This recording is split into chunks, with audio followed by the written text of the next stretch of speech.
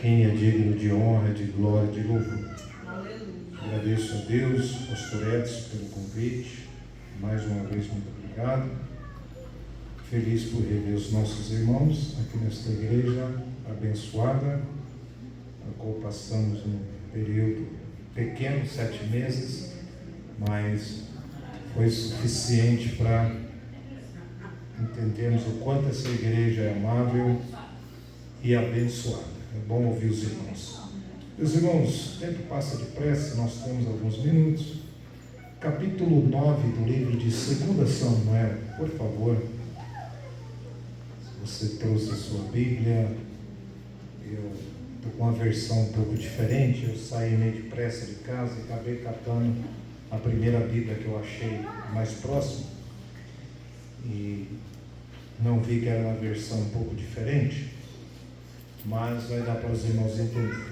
Capítulo 9 de 2 Samuel, versículo 1. Assim está escrito: será que alguma pessoa, na sua Bíblia vai estar escrito assim, há alguém da casa de Saul, mas na minha versão está: será que há alguma pessoa da família de Saul que ainda está viva?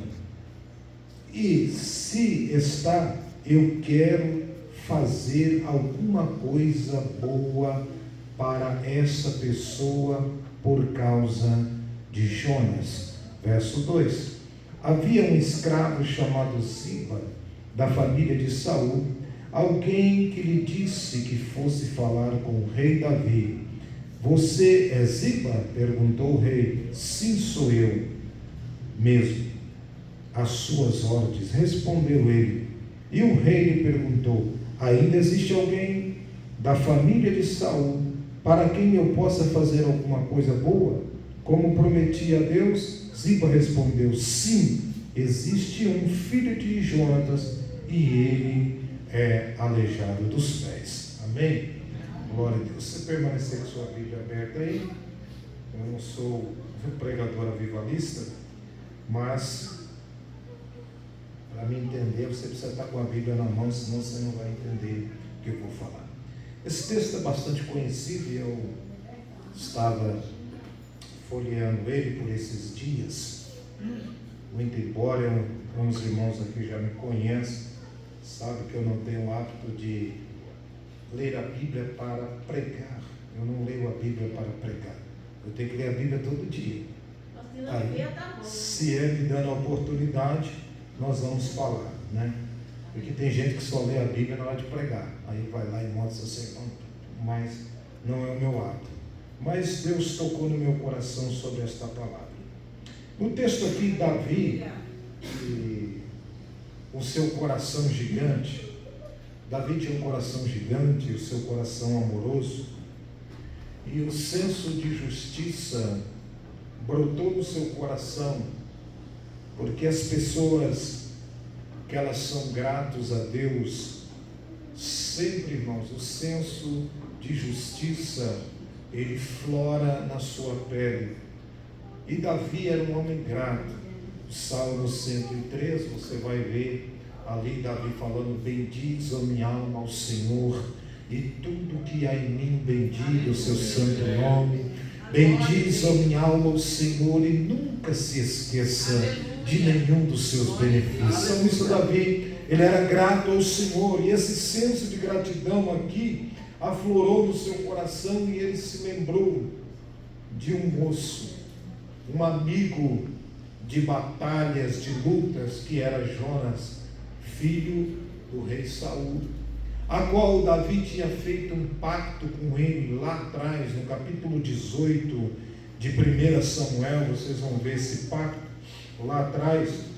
Ele fez uma aliança e fez uma promessa a esse moço, lá pelo versículo 4, vocês vão encontrar quando Jonatas tira a capa e dá para Davi, pega seu arco e flecha e dá para Davi, e ali eles fazem um juramento, uma aliança, e Davi, ele se lembrou desse compromisso, desse pacto que tinha feito com Jonatas, e agora o seu coração grato ele queria favorecer alguém através desta aliança, dessa promessa. Você vai observar que nessa aliança era uma coisa muito íntima, muito chegada.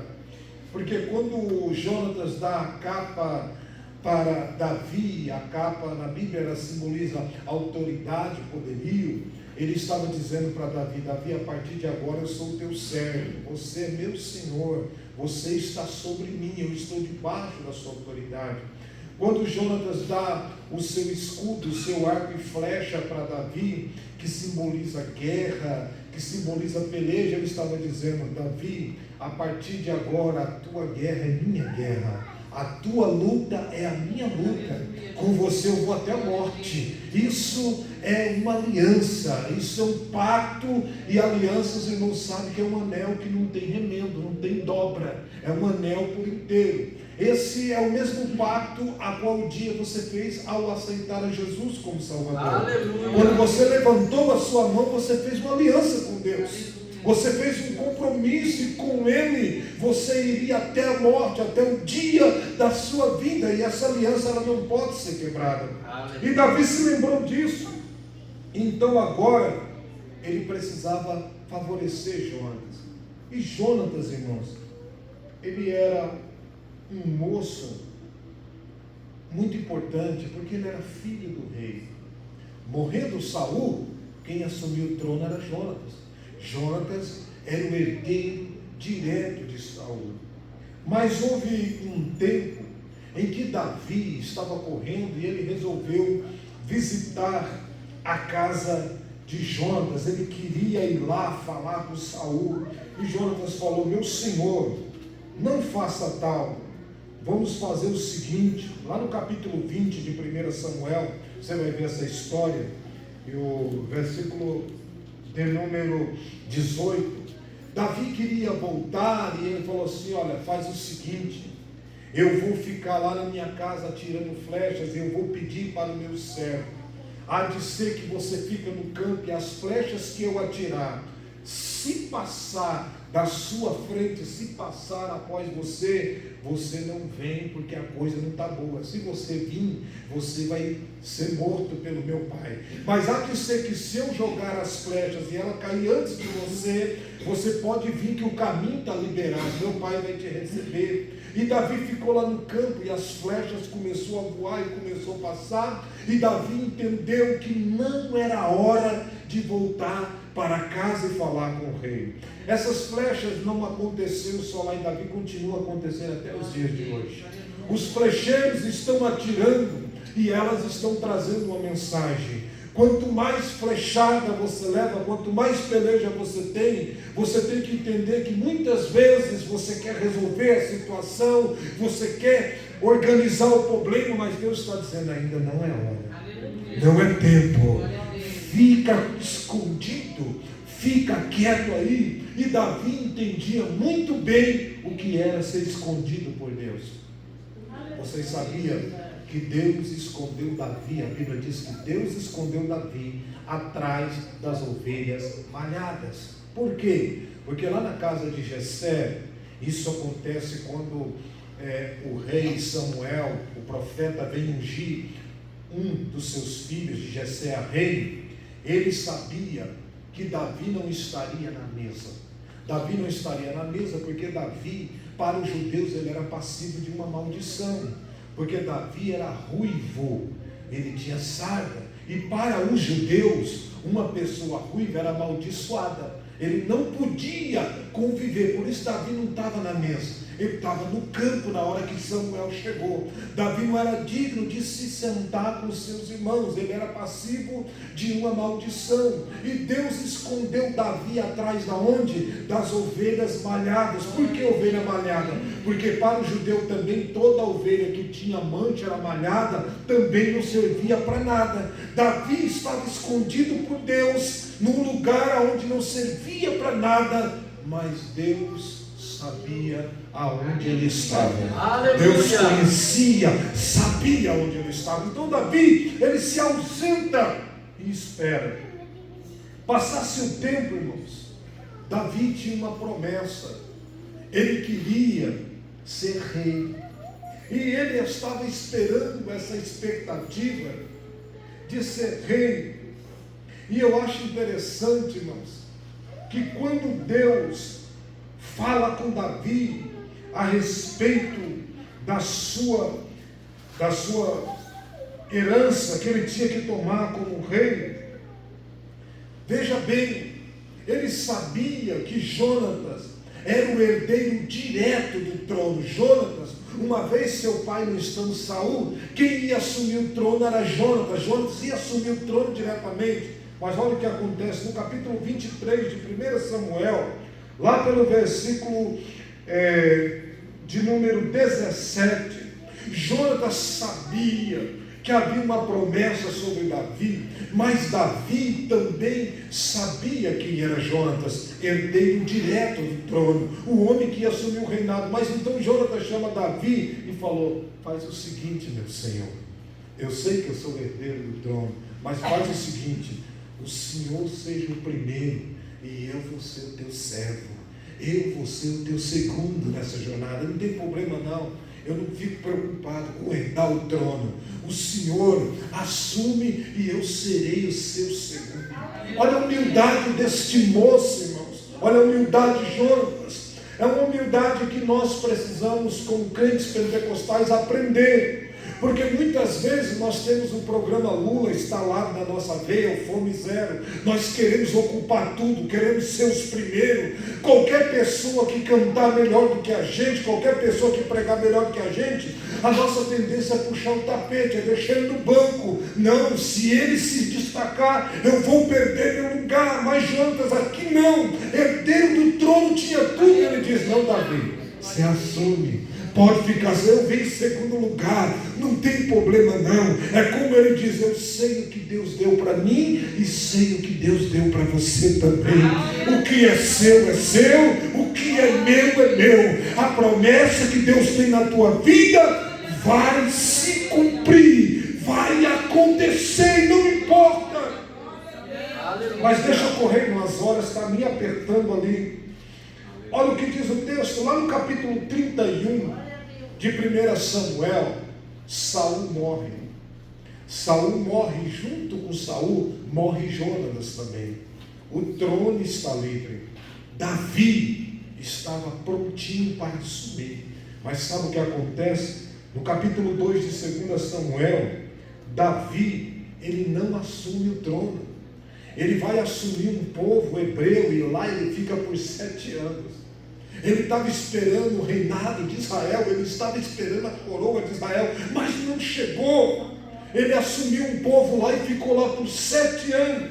Só depois, irmãos, desse período, um outro homem assume. Lá no capítulo 2 você vai ver, lá pelo versículo de número 5 de 2 Samuel, um homem chamado Esbibenob, que assume o trono no lugar de Saul, e ele fica lá enquanto Davi fica com o povinho, esperando a promessa. E Davi poderia ter questionado a Deus: mas Senhor, eu sou o rei, eu fui ungido, a promessa é minha, a hora de eu assumir o trono, outro assume o meu lugar, agora eu estou aqui com esse povo.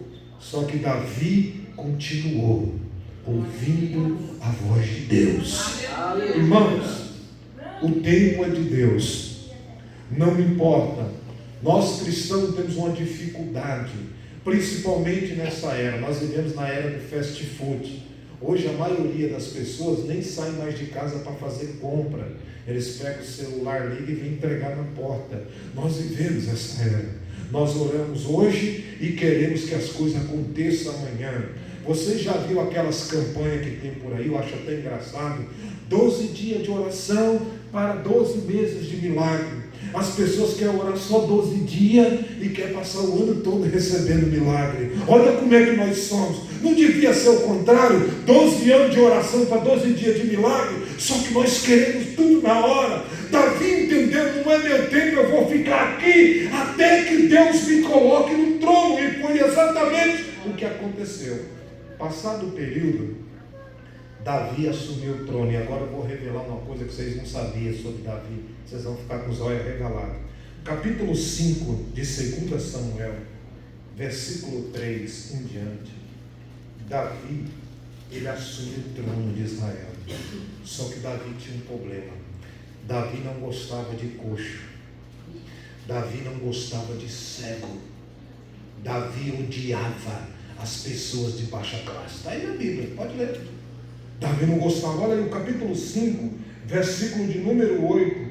Está escrito assim: naquele dia Davi disse aos seus soldados: se alguém quiser matar o jebuseu, aqueles pobres, cegos, aleijados, que eu tanto odeio, então que suba pelo túnel das águas e os ataques. E por isso que se diz: os cegos e os aleijados não poderão entrar na casa de Deus. Davi odiava esse povo. Davi proibiu os cegos, os coxos, os aleijados de entrar na igreja. Vocês pensam que Davi era bonzinho? Não era, não. Agora ele era rei, assume o trono e ele não queria. Mas passou 490 anos, aí Jesus veio consertar esse negócio aqui, irmão da Maria. Lá na cidade de Jericó, Jesus vai entrando, e aí aparece um cego gritando: Jesus, filho de Davi, tem misericórdia de mim. Jesus, filho de Davi, eu quero entrar, eu quero uma oportunidade para falar com Jesus. Davi nos excluiu lá atrás, nós não tínhamos direito, mas agora o Nazareno chegou, quem sabe ele vai dar uma oportunidade. O cego começou a gritar, e os discípulos, com a mentalidade de Davi, falou: despede esse cego que vem gritando atrás de nós, ele está perturbando o mestre, ele sabe que ele não pode. E o cego continuou a gritar mais alto: Jesus, filho de Davi, tem misericórdia de mim. Aí Jesus para e diz: o que quer que eu te faça? O que quer que eu te faça? Aí Jesus perguntou para ele: eu quero ver, eu quero ter uma oportunidade, eu quero adorar, eu quero entrar na casa, eu quero participar, eu quero ser aceito. Jesus disse: vê, a tua fé te salvou. Jesus sempre, irmãos, conserta os nossos erros. Jesus sempre conserta. Jesus sempre dá um jeito. O Senhor consertou isso de Davi, mas agora vamos para o texto, porque eu só tenho 13 minutos. Observe. Agora ele, com o coração grato, no capítulo 9 que nós lemos, ele chega e lembra-se que ele fez um pacto com Jonas. Há alguém da casa de Saul ainda vivo, para que eu possa abençoar, para que eu possa se compadecer por ele, por amor a Jonas. Eu fiz um pacto e eu preciso cumprir. Aí os versículos dizem que tinha um tal de Ziba que conhecia, e ele foi até Ziba. E o versículo, irmãos, de número 3, Davi se encontra com Ziba, do capítulo 9 de 2 Samuel. Só que Ziba já foi logo falando: tem um aí, mas é aleijado. Você vai pôr para dentro do templo? Porque ele é aleijado. O senhor lembra que o senhor falou lá atrás? O senhor não gosta de aleijado, o senhor não gosta de coxo? Tem um. Só que a promessa para quem você fez é aleijado. E agora? Vai entrar no templo? O senhor vai pôr para dentro? Davi nem imaginava, irmão, de quem que ele estava atrás. Era quem ele mais odiava. Mas o mundo dá muitas voltas, você sabia? Aleluia. O mundo traz muita surpresa. Hoje você pode ser o Zé Ninguém, mas amanhã pode acontecer alguma coisa. O salmista Davi diz no Salmo 30, versículo 5: porque a ira do Senhor dura só um pouquinho, o choro pode durar a noite inteira, mas amanhã a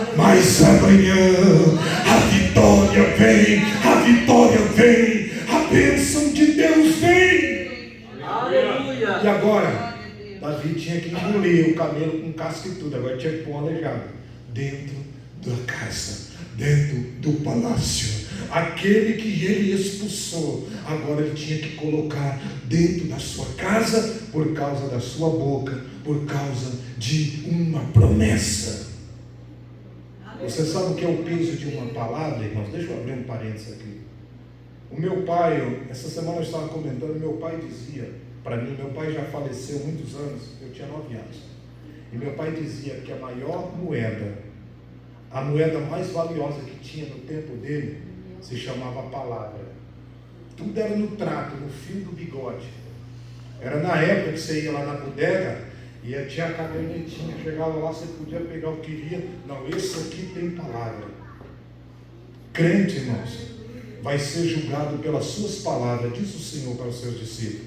Pelas tuas palavras, vocês serão julgados. Crente tem que ter palavra, sabia? Sim, sim, não, não. Passou disso.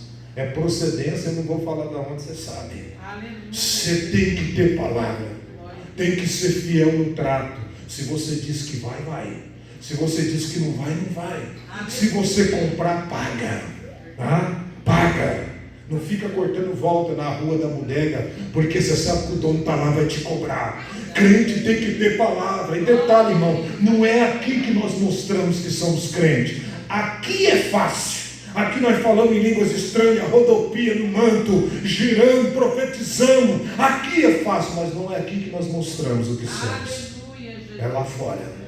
É quando ninguém está te vendo. O que sai da tua boca tem que valer, tem que ser lei, custe o que custar. Não se venda, não se corrompa. Se você disse sim, é sim, acabou. Não volte atrás. Davi estava com um problema na sua mão. E agora? Deixa eu correr. Davi monta a janta. E você vai ler, eu não li o texto todo, porque Davi ainda fez uma promessa. Diz para esse camarada aqui, nunca ia faltar pão sobre a mesa dele, para esse camarada comer, para esse aleijado. Está aqui no texto. Ele tinha que comer pão todos os dias. E agora? Dia do jantar.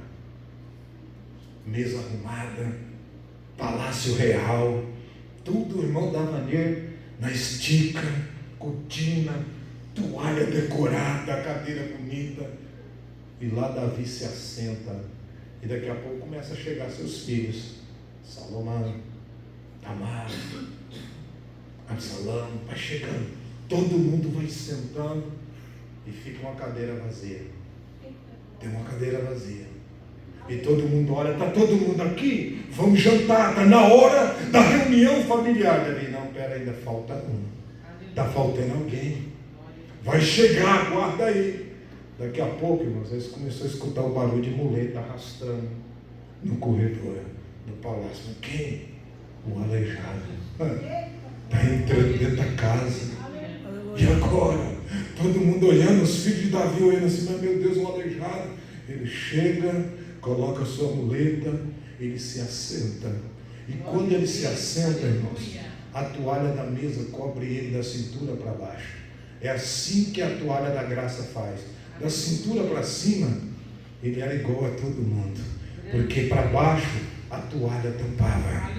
Foi assim que nós se assentamos na mesa do rei. Um dia nós chegamos aqui por aquela porta todo coxo, arrebentado. Deus reservou uma cadeira para nós e nós nos assentamos, e a toalha da graça cobriu os nossos defeitos. E agora nós temos pão na casa do rei, nós temos comida na casa do rei, nós temos um lugar para adorar ao Senhor Jesus. Aleluia! Deixa eu profetizar nesta noite pela palavra. Para você que está aqui nessa noite, não importa o tempo, não importa o buraco que te jogaram, não importa se a tua família não te dá nada, se você é a pior pessoa da tua família, não interessa se você é o único pobretão que tem lá, o único pé rapado, não interessa. Há uma promessa de Deus para você, e no grande dia da janta, eles vão ter que ver você sentar lá naquela mesa, porque a cadeira que está lá é tua. Deus reservou e não importa, eles vão ter que te engolir, vão ter que te aceitar, porque Deus fez uma promessa para a tua vida. Mas deixa eu correr, irmãos. Aleluia! O tempo passa, e lá no capítulo de número 16, sabe o que acontece? Davi está saindo e convida esse povo para uma festa. Davi precisava ir ao campo de batalha, então Davi chama todos os servos. E esse Ziba aqui, irmão, todo mundo tem um Ziba na sua bota. Esse Ziba é miserável. Cuidado com o Ziba. Ele é traíra. Ele é terrível. Esse Ziba aqui era servo de Mefibosete. Mefibosete era patrão dele. Algumas pessoas pensam que Mefibosete era coitado, mas ele não era, irmãos. Como muita gente. Ele era dono da terça parte da herança de Saul, das terras, tudo era de Mefibosete. Ele teve até filhos. Se você ler todo o capítulo 9 de 2 Samuel, ele tinha até servas, mulheres que o serviam. E Ziba tinha que cozinhar, tinha que fazer tudo para Mefibosete, tinha que fazer, era servo de Mefibosete. E aqui Davi convoca, e esse Ziba aqui, sabe o que ele faz? Ele pega 10 jumentos, pega queijo, coalhada, carne, abarrota o jumento e vai ao encontro de Davi. Quando ele chega lá, Davi pergunta: cadê Ziba? Cadê Mefibosete? Lá, não sei não, senhor. Ele não veio não. Acho que ele fez pouco caso, ficou para lá. Sabe o que acontece, irmãos? O rei dá uma olhada para Ziba e disse assim, lá no capítulo 4, o rei disse assim, olha, capítulo 16 de 2 Samuel, versículo 4, olha o que o rei disse. Então fala o seguinte: tudo agora, o que era de Mefibosete, eu vou dar para você. Olha o Ziba, ele quer roubar a tua bênção. Cuidado com ele. Ele chega na tua casa, ele põe a mão no teu ombro. O Ziba não está muito longe de você, ele come na tua mesa, se finge do teu amigo, se finge de colega. Até no dia do teu aniversário ele manda mensagem, ele manda presente, ele está lá. Mas tudo que ele quer é tomar o que é teu. Ele quer tomar o que é teu. Na primeira oportunidade, ele vai te jogar para fora da rodovia e vai pegar a estrada e vai te deixar para trás. O Ziba miserável disse assim: olha, Mefibosete não vem não. Não vai vir. Não vai vir. E olha o que acontece no texto, irmãos. Aí, irmãos, lá no capítulo 19 de 2 Samuel, versículo de número 26.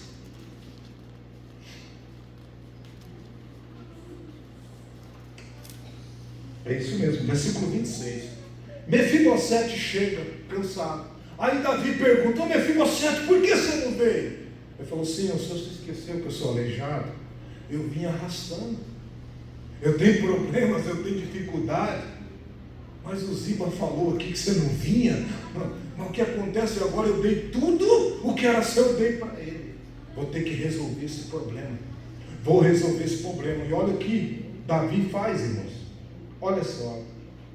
No versículo 29. Versículo 29.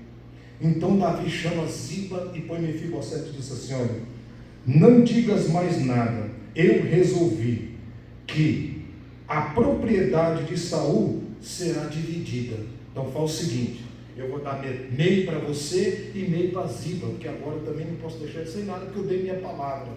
Agora eu vou dar meio a meio. Mefibosete era dono de tudo, agora só tinha metade.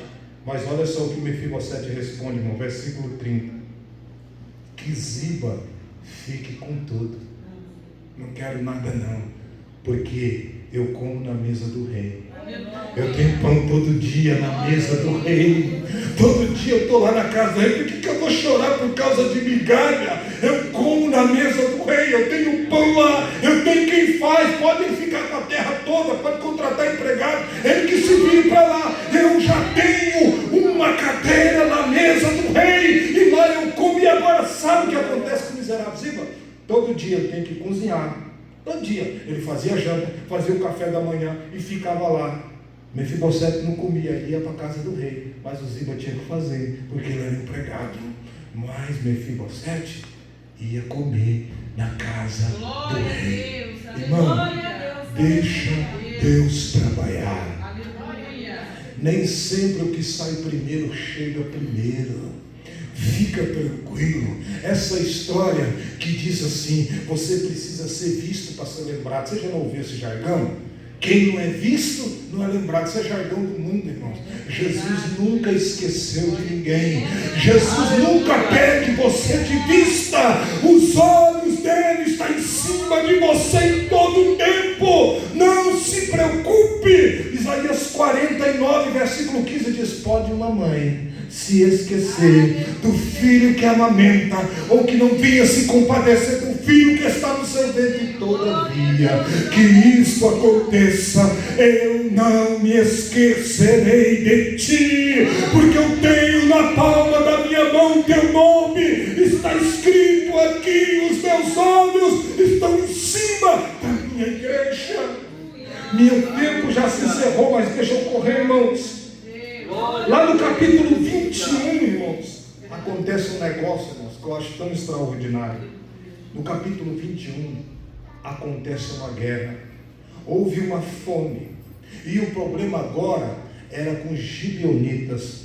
Os gibeonitas, irmãos, eram um povo que tinha uma promessa de Josué, porque era o povo que mantinha lenha no altar e fogo lá na época de Josué. Então Josué fez uma promessa com esse povo: olha, esse povo aqui vai ter casa, vai ter pão na terra de Canaã. Eles vão ter, por causa que eles é o povo que sustenta. Só que houve uma guerra e os gibeonitas foram mortos.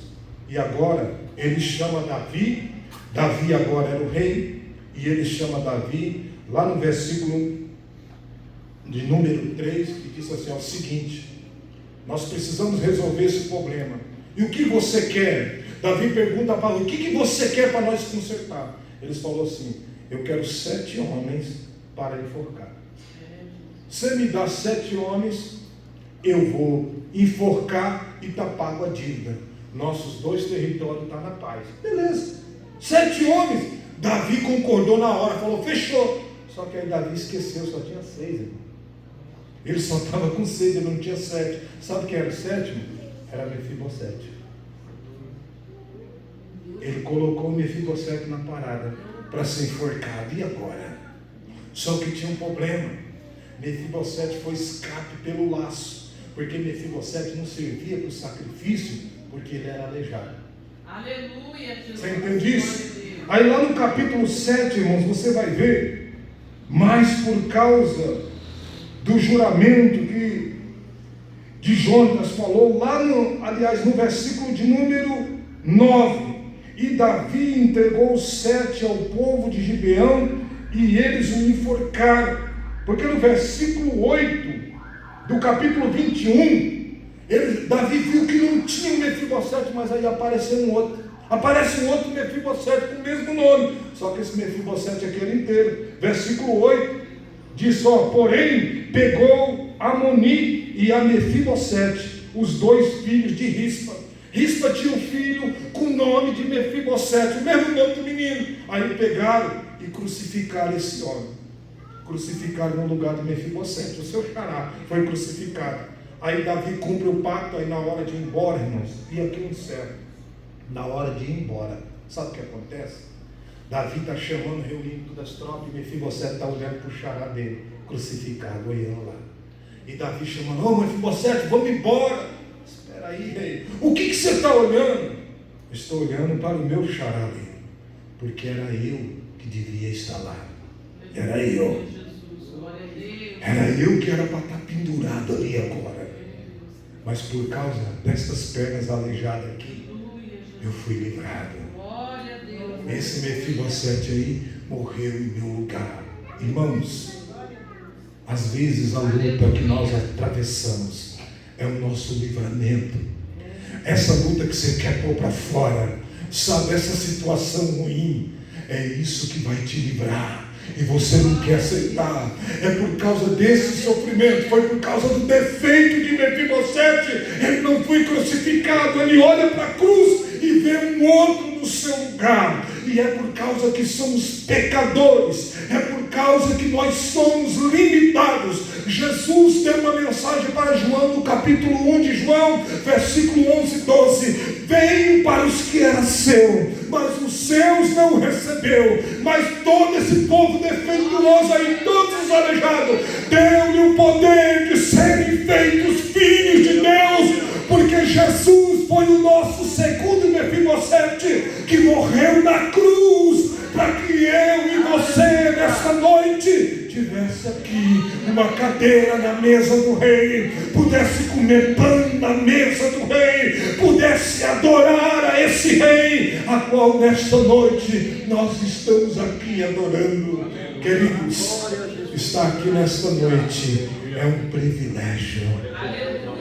Jesus morreu em nosso lugar. E por causa das nossas transgressões, como diz Isaías 53, e pelas suas pisaduras, por causa dos nossos defeitos, ele se fez enfermo, ele se fez coxo, ele se fez manco, ele se fez pecador por causa de nós, e pelas suas pisaduras nós somos sarados. O castigo que estava sobre nós, Jesus pegou, e hoje nós estamos aqui. Há uma promessa do rei, há uma promessa, querido. Eu encerro aqui dizendo: não importa a circunstância, não importa o tempo, Deus fez uma promessa a você. E vai chegar o dia que Ele vai soprar o teu nome, Ele vai perguntar por você. E não importa se você é coxo, não interessa se você não tem dinheiro, não importa se você não tem nome, não interessa se você não é ninguém, Deus vai chamar o teu nome. E há uma cadeira na mesa do rei para você se assentar, e Deus vai engrandecer o teu nome, e todos vão ter que ver que Deus é na sua vida. Não saia do teu lugar, não mude de endereço, não precisa correr atrás de Deus, não precisa correr atrás de profeta, é Ele que vai te procurar.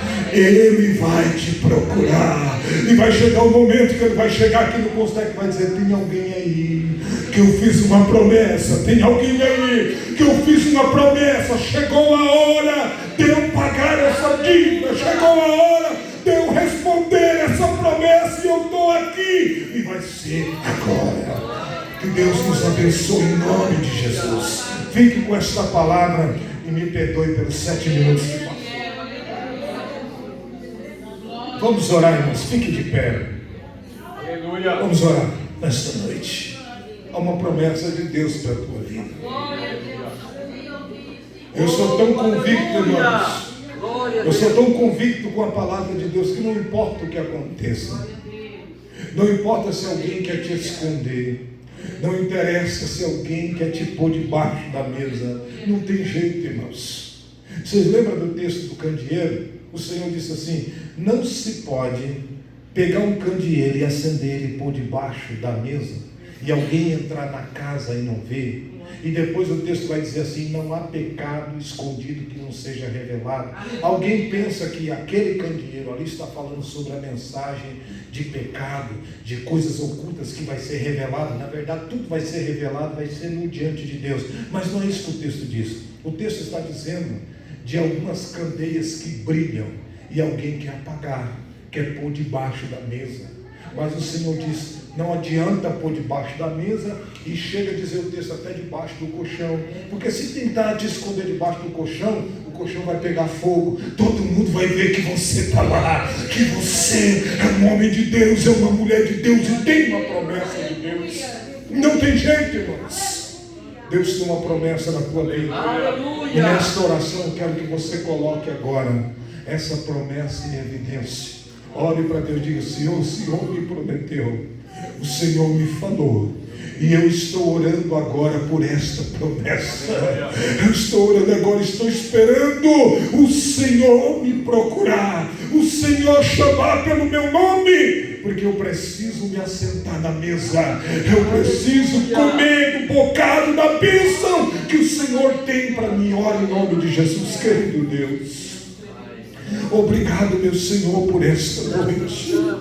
Obrigado por estar aqui nesta casa, falando da tua palavra. Obrigado, meu Senhor, porque o Senhor tem palavra de perdão. Obrigado porque o Senhor não é homem para mentir, nem filho do homem para se arrepender. Obrigado porque o Senhor diz que passará céus e terra, mas as tuas palavras não passará. Que tudo aquilo que o Senhor falou há de se cumprir. cumprir. E nesta noite, meu Senhor, eu sei que a tua igreja está aqui, que teus filhos têm promessa. Os teus filhos receberam promessa, meu Senhor. E talvez já faz muitos anos que isso aconteceu. O tempo se passou e eles até se esqueceram da promessa. Mas nos anais de Deus está escrito: o Senhor não se esqueceu. O Senhor está vendo nesta noite. E eu oro por cada promessa nesta noite.